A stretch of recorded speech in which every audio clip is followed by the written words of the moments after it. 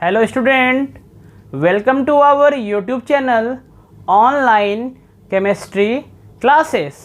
आज हम लोग क्लास 9 का जो केमिस्ट्री का सिलेबस है उसे डिस्कस करने जा रहे हैं। आपके जो बुक है मेनली 4 चैप्टर है। आपके सिलेबस में जो है 4 चैप्टर दिया हुआ है, चैप्टर 1, चैप्टर 2, चैप्टर 3 और चैप्टर 4।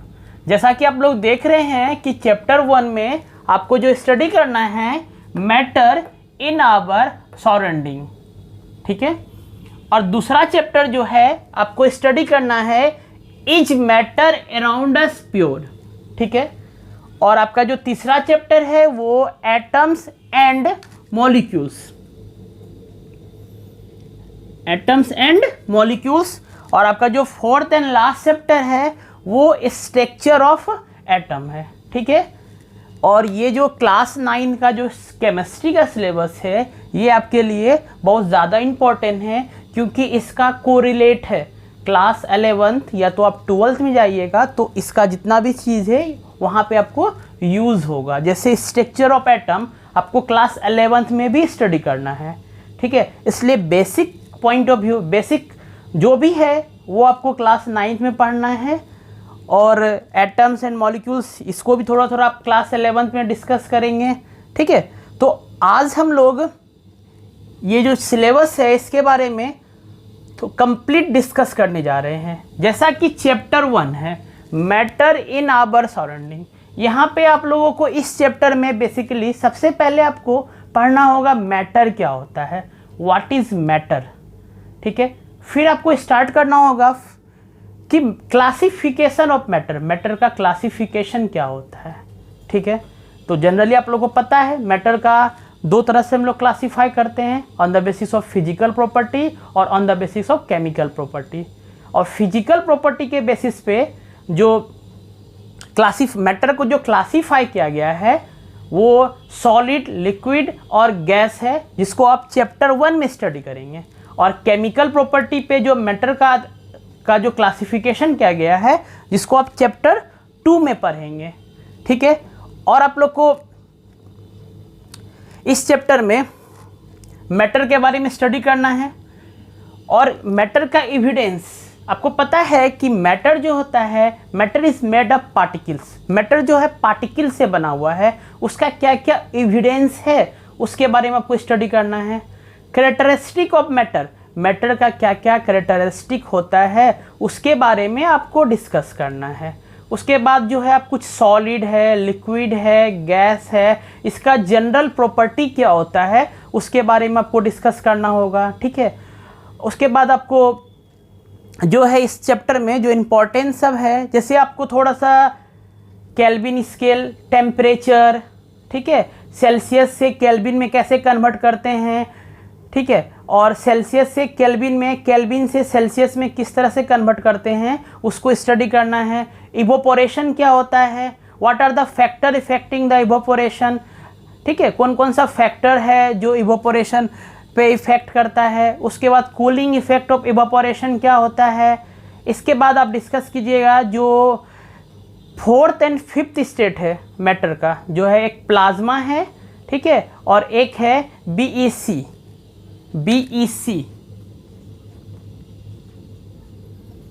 इसके बाद आप सेकेंड चैप्टर में matter is matter around us pure, इसमें आप लोगों को पढ़ना है कि मैटर का जो क्लासिफिकेशन होता है on the basics of chemical property. यहाँ पे आप केमिकल प्रॉपर्टी के आधार पे मैटर को 2 तरह से डिवाइड किया गया है, एक प्योर सब्सटेंस होता है और दूसरा मिक्सचर होता है। प्योर सब्सटेंस में हम लोग एलिमेंट और कंपाउंड के बारे में पढ़ेंगे, ठीक है। और मिक्सर में हम लोग क्या पढ़ेंगे, होमोजेनियस मिक्सचर और हेट्रोजेनियस मिक्सचर के बारे में स्टडी करेंगे, ठीक है। और ये चैप्टर में कुछ हम लोग सॉल्यूट क्या होता है, सॉल्वेंट क्या होता है, ठीक है, सॉल्यूट, सॉल्वेंट, सोल्यूशन क्या होता है, what are the properties of solution क्या होता है, ठीक है, सस्पेंशन क्या होता है, सस्पेंशन का प्रॉपर्टी क्या होता है, ठीक है। और आपको स्टडी करना है कोलाइड्स के बारे में, टाइप ऑफ कोलाइड्स क्या होता है। और इस चैप्टर में जनरली आपको मेन चीज़ जो पढ़ना है वो है सेपरेशन, जब 2 सॉलिड मिल जाएगा तो किस तरह सेपरेट करेंगे, एक सॉलिड और एक लिक्विड है उसको हम लोग किस तरह सेपरेट करेंगे, जब दो लिक्विड आपस में मिक्स हो जाएगा तो उसको किस तरह सेपरेट करेंगे, ठीक है। तो ये सब चीज़ के बारे में हम लोग इस चैप्टर में स्टडी करेंगे। और कुछ केमिकल चेंज क्या होता है, फिजिकल चेंज क्या होता है, ये सब के बारे में आप लोग चैप्टर 2 में स्टडी करेंगे। और चैप्टर 3 में है जैसे है एटम्स एंड मॉलिक्यूल्स, ठीक है। तो आपको तो चैप्टर के नाम से पता चल रहा है कि इसमें हम लोग जनरली एटम्स और मॉलिक्यूल्स के बारे में ही स्टडी करेंगे कि एटम्स क्या होता है, मॉलिक्यूल्स क्या होता है, ठीक है। और बेसिकली इसमें लॉ के बारे में पढ़ेंगे, जैसे law of conservation of mass क्या होता है, law of conservation of mass, law of constant proportion, law of multiple proportion. इसके बेसिस पे आप कुछ न्यूमेरिकल बनाएंगे, ठीक है। उसके बाद आगे जो है डाल्टन एटॉमिक थ्योरी क्या है, डाल्टन एटॉमिक थ्योरी का पोस्टुलेट्स क्या है, इसके बारे में आप स्टडी करेंगे। डाल्टन नाम का साइंटिस्ट है, वो एलिमेंट का कुछ सिंबल दिया था कुछ, ठीक है। और आगे आप पढ़िएगा इसमें ज़्यादातर इसमें, और इसमें सबसे ज़्यादा जो इम्पोर्टेंट चीज़ आपको पढ़ना है इस चैप्टर में वो है मोल कंसेप्ट के बारे में, ठीक है। अब हम लोग चैप्टर 4 का बात करते हैं जो है स्ट्रक्चर ऑफ एटम। जैसा कि आपको समझ में आ रहा है कि नाम से ही एटम का स्ट्रक्चर, ठीक है। तो इसमें आपको सबसे पहले जो है ये जो है ऐसे आपको पता होगा कि एटम जो होता है 3 फंडामेंटल पार्टिकल से बना हुआ है, इलेक्ट्रॉन, प्रोटॉन, न्यूट्रॉन।